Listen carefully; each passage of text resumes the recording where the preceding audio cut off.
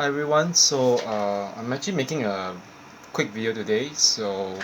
I just wanted to actually create some content because of a particular dream that I had yesterday in the night of 20th October 2022. That was actually on Thursday night, and you can consider it actually Friday morning, by the standard time of Singapore, Malaysia. This particular dream that I had was kind of a message, but I thought that especially in the light of what we go through with narcissistic abuse, there are some things that I think that people don't always they don't really want to actually admit, or they actually are not able to grasp. Before I actually go on, actually let me just read a particular poem that I actually wrote. It was actually a very simple poem, but it had to do with the particular dream that I had during that night on Thursday, and it was a dream of abuse. So the title of that poem is "Scream: A Dream in the Night of 20th October 2022." So in glimpses and flashes, a dream of loud vengeance, enacted by demons in human guise, appearing like acquaintances I knew, but not quite the same. Okay, second stanza.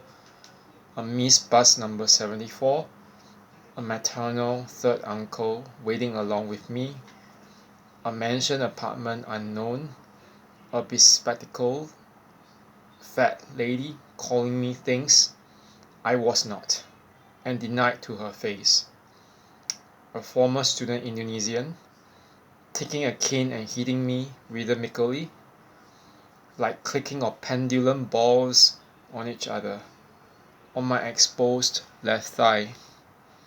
I bent over and screamed with all my might, as if to empty off all the air. Angry banshee scream. Aggressor's ears burst. Rivers of blood and gore. Okay, this was a dream that I had actually.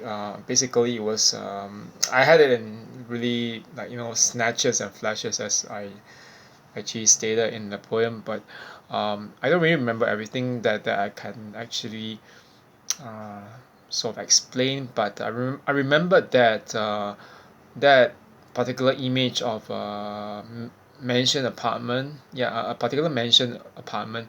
It's a very big mansion, but I can't remember where it was or what it looked like exactly now. There was a lady in the group who were doing some exercise or something, and she was bespectacled and fat, and she kind of reminds me of this particular uh, former psychic, I mean alleged psychic, who claims that she knows a lot about my sexuality, who I've been with, and things like that. But I think she's fake. So I think that lady was the face of that lady reminds me of an actress here, although actress in theater, but although I'm not very sure. And Yeah, she was constantly accusing me of things which I didn't really do, or things that were not true, and I denied to her face. And then that man who was the actually my former student of mine from Indonesia. He's actually a father in his 50s, I think. But I mean, it's weird because he wasn't anywhere near a narcissist, and in fact he's Christian too. And I mean, the way he was hitting me was like this, like, when the pendulum ball swings, and there's a rhythmic blow of the cane on my left thigh. I remember that in the dream I felt that pain, and then bending over and screaming. The scream that came out of my mouth was not exactly very much my voice. It was a banshee like scream. So for those who know what a banshee is, I think that is actually from Irish or Celtic mythology, yeah, Celtic mythology or folklore, that the idea that when women, mostly women actually, I have not really heard much of a male banshee, although they possibly do exist too, according to the mythology. But those who were spurned in love or in something would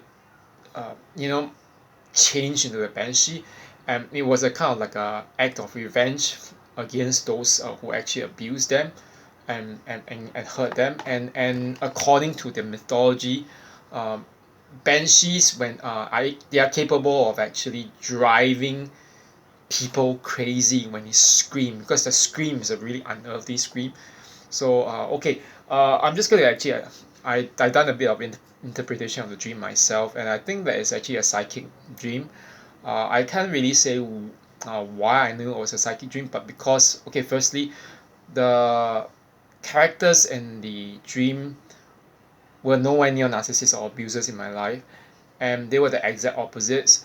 And I had this feeling. I told one friend or acquaintance that I felt as if that these were like demons or spirits wearing human faces who are trying to infiltrate my dreams, or if not, it could be someone sending out some really terrible energy, like black magic energy, to try to hurt me. Now that, I mean, it's been 6 years from leaving that all this bunch of narcissists in my life.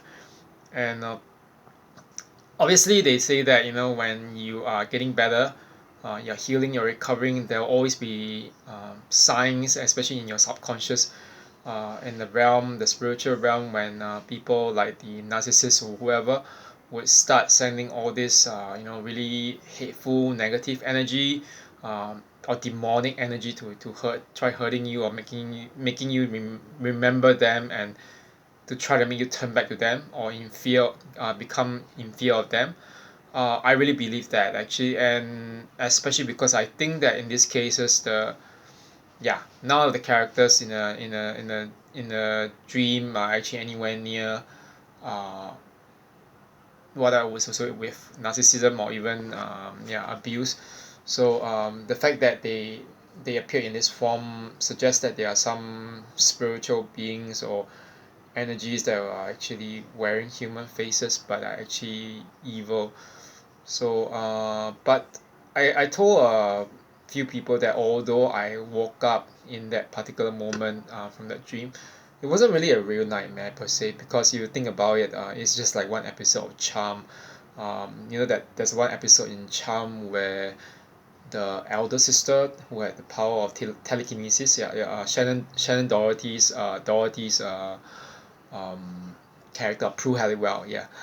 She was trapped in this dream, and unlike her other sisters who could either freeze time or have premonitions, she wasn't really fully aware that she was in the dream, but she was kind of in the comatose stage.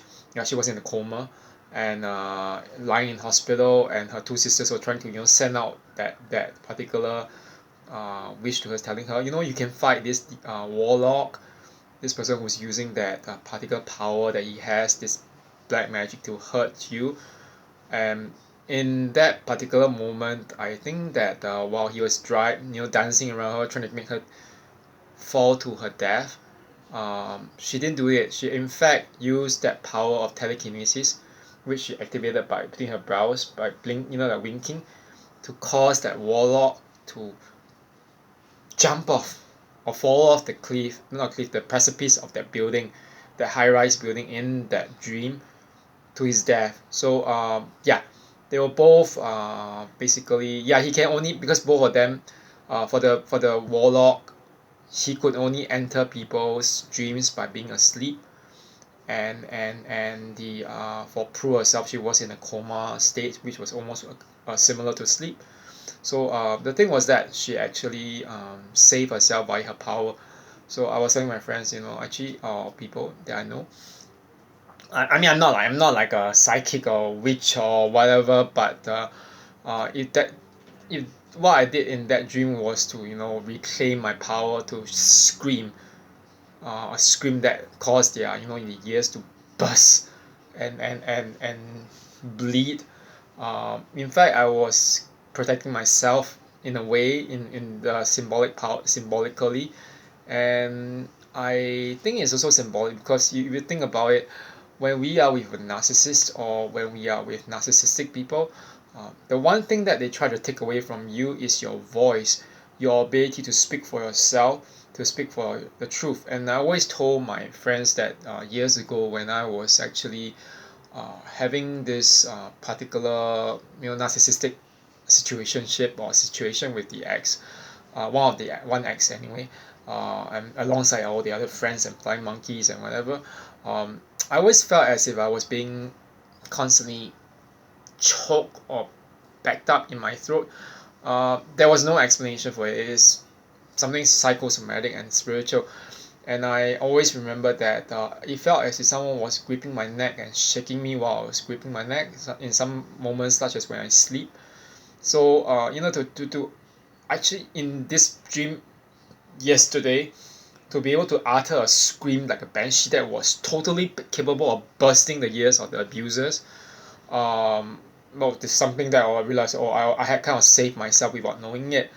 So, okay, I'm just gonna like just muse about what happened, but because dreams are dreams, and they often indicate some form of psychic processing, like I mean not psychological processing of your subconscious, but on my end I think that is a kind of encouraging sign that that our yeah we struggle a lot with voicing our thoughts and our opinions and our making a stand for ourselves before narcissistic people and or narcissists.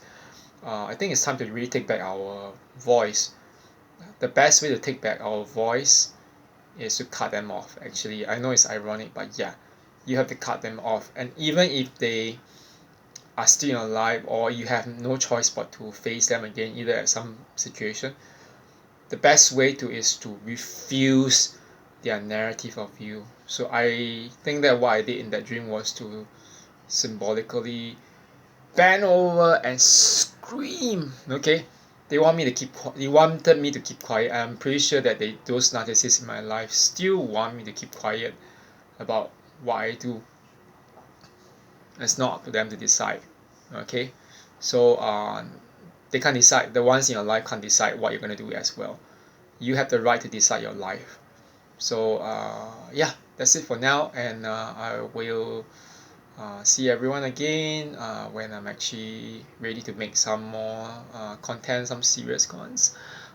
For now, that's it at this. I'll leave it at this stream and what it kind of like showed me.